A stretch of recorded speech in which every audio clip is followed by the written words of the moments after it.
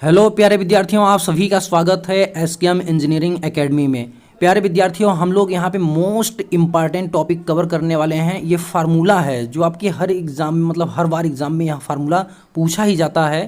तो मुझे लगा कि आपको एक वीडियो में, छोटे से वीडियो में इसको बता दिया जाए। भाई आप इस फार्मूले को बिल्कुल रट लीजिए। यहाँ ज़्यादा समझाने का प्रयास नहीं किया जाएगा, बस आप इसे रट लीजिए किसी भी तरीके से। हल्का फुल्का मैं समझा दूंगा। अगर आपको इस मतलब टॉपिक पे पूरा एक्सप्लेनेशन चाहिए तो कमेंट करके ज़रूर बताएं, हम नेक्स्ट वीडियो में पूरा एक्सप्लेन करके अच्छे से समझा देंगे। तो हमारा आज का जो टॉपिक है भाई, ये लीवर्स है। ठीक, आज का टॉपिक है लीवर्स एंड सिंपल मशीन है। ठीक है, सिंपल मशीन है, मशीन।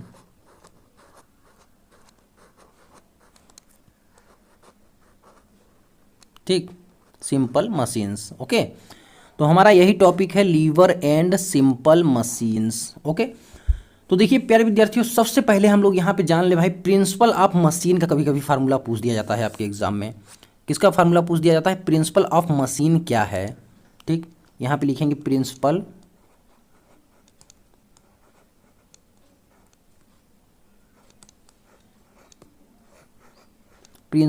Of machine.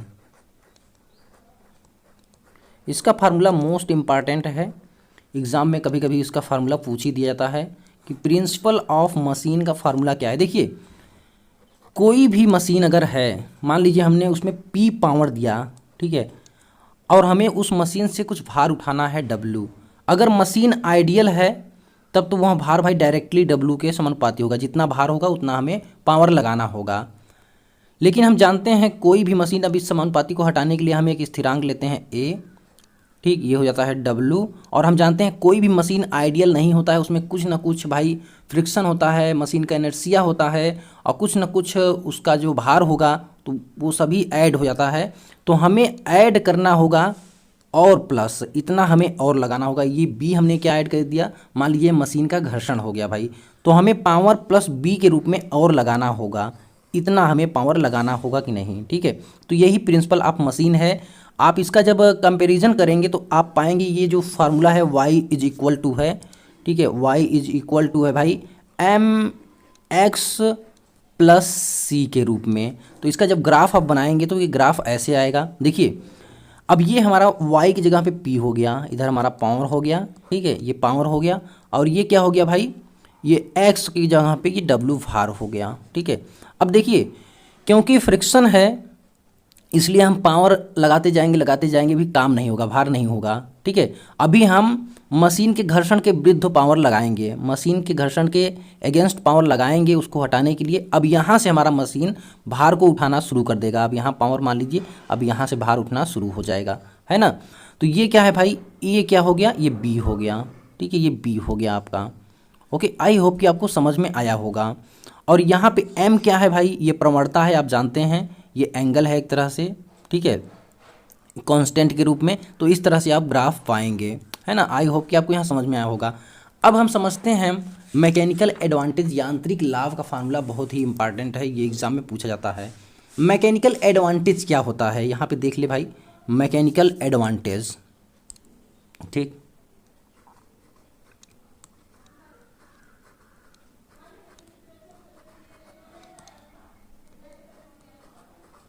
एडवांटेज,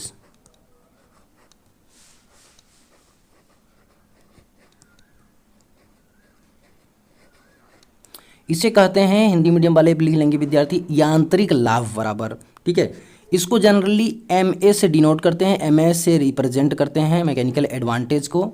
ठीक है, तो आप यहाँ पे लिखेंगे MA बराबर क्या होता है। देखिए, मशीन द्वारा आप कितना भार उठा रहे हैं और उस भार को उठाने पे आप प्रयास कितना कर रहे हैं, मशीन द्वारा कितना भार उठा रहे हैं, फिर उस भार को उठाने के लिए आपका प्रयास कितना लग रहा है, दोनों के अनुपात को हम कहते हैं मैकेनिकल एडवांटेज। दोनों के अनुपात को क्या कहते हैं भाई, mechanical advantage. Most important formula याद करके रख लीजिए, है ना, ध्यान दीजिए। मैकेनिकल एडवांटेज बराबर क्या होता है, भार बटे में प्रयास। देखिए एम है तो आप जान लीजिए भार ऊपर रहेगा। देखिए यम है ना, यम इधर पहले है तो आप जान लीजिए भार ऊपर रहेगा। एक ट्रिक बना लीजिए, एम है मतलब भार ऊपर है, सिर्फ द्रव्यमान नहीं, भार भाई भार। एम है तो भार ऊपर बटे में हमारा प्रयास उस भार को उठाने के लिए, ठीक है। इसे हम कहते हैं लोड, LOAD, लोड अपान में एफर्ट, ठीक है, या पावर एफर्ट, लोड अपान एफर्ट इसे कहते हैं, ठीक। ये मैकेनिकल एडवांटेज का फार्मूला है। अब यहाँ पे आ जाता है भाई वेलोसिटी रेशियो, जिसे हम बेगा अनुपात कहते हैं। वेलोसिटी रेशियो का फार्मूला यहाँ पे देख लीजिए, ये सभी फार्मूला याद करके रखेंगे। देखिए इनका जो है अगर यूनिट निकाला जाए तो देखिए यह भी एक प्रकार का क्या है भाई, बल है, यह भी एक प्रकार का बल है, तो दोनों आपस में क्या होंगे, यूनिट कैंसिल आउट हो जाएंगे। तो मैकेनिकल एडवांटेज का कोई भी यूनिट नहीं होता, यह एक यूनिट लेस राशि है।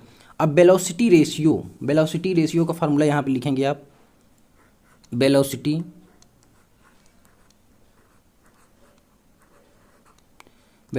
रेशियो भाई,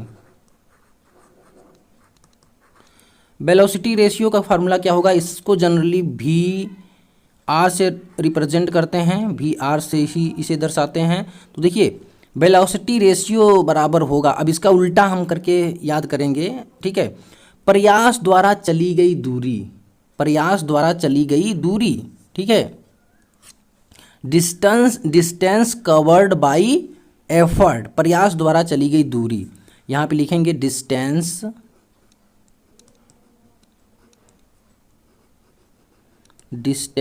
कवर बाई एफर्ट, ठीक है, बाई एफर्ट ई लिख दे रहे हैं। और यहाँ पे होगा भार द्वारा चली गई दूरी, ठीक है, उल्टा होगा, वेलोसिटी रेशियो में क्या होगा, उल्टा होगा, प्रयास द्वारा चली गई दूरी और फिर नीचे क्या होगा, भार द्वारा चली गई दूरी, ठीक है। डिस्टेंस कवर बाई किसके द्वारा भाई, भार द्वारा, ठीक है, distance covered by load, LOAD, ठीक है। ये होगा वेलोसिटी रेशियो का फार्मूला, ठीक है, वेलोसिटी रेशियो का फार्मूला आप यहाँ पे ऐसे इसको याद कर लेंगे शॉर्ट में। ये होगा भाई DE मतलब डिस्टेंस कवर हो रहा है एफर्ट के द्वारा, और यहाँ पे DW मतलब डिस्टेंस कवर हो रहा है लोड के द्वारा। इन सब चीज़ों को हम अच्छे से एक्सप्लेन कर देंगे, अगर आप चाहेंगे आप कमेंट करके हमें बताएंगे तो हम इन सब चीज़ों को बहुत ही अच्छे से शानदार तरीके से फुल एक्सप्लेनेशन के साथ वीडियो बनाएंगे, है ना। अब यहाँ पे देखिए सेकेंड आपसे पूछा जाता है भाई इफिशियंसी। आई होप कि इतना फार्मूला आपको क्लियर हुआ होगा। अब हम लोग का नेक्स्ट है इफिशियंसी पूछ लिया जाता है। चलिए इफिशियंसी का भी देख लें यहाँ पे।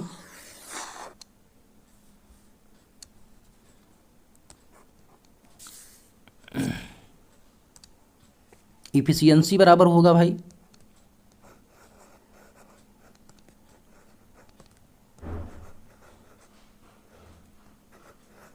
इफिशियंसी मतलब क्या होता है भाई, क्षमता। इफिशियंसी का मतलब क्या होता है यहाँ पे प्यारे विद्यार्थियों, क्षमता। इसको हिंदी में लिखते हैं क्षमता। किसी भी मशीन की क्षमता क्या होता है आप जानते होंगे, आउटपुट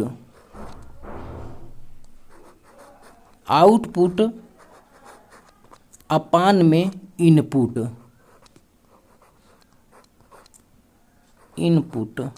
ठीक है, आउटपुट अपान में इनपुट। इसे देखिए नीटा से रिप्रेजेंट करते हैं, ठीक है, नीटा बराबर हो जाता है आपका आउटपुट, शॉर्ट में लिख रहा हूँ, आउटपुट अपान में इनपुट, ठीक है। आउटपुट अपान में क्या होगा भाई, इनपुट होगा, नीटा इजकल टू। देखिए आउटपुट अपान में इनपुट का मतलब क्या हुआ, इसका मतलब ये हुआ कि हम जितना मशीन को, एक सिंपल तरीके से आप समझ लीजिए, हम जितना इनपुट दे रहे हैं, जितना इनपुट पावर लगा रहे हैं, आउटपुट पे हमें उतना ही मिल रहा है।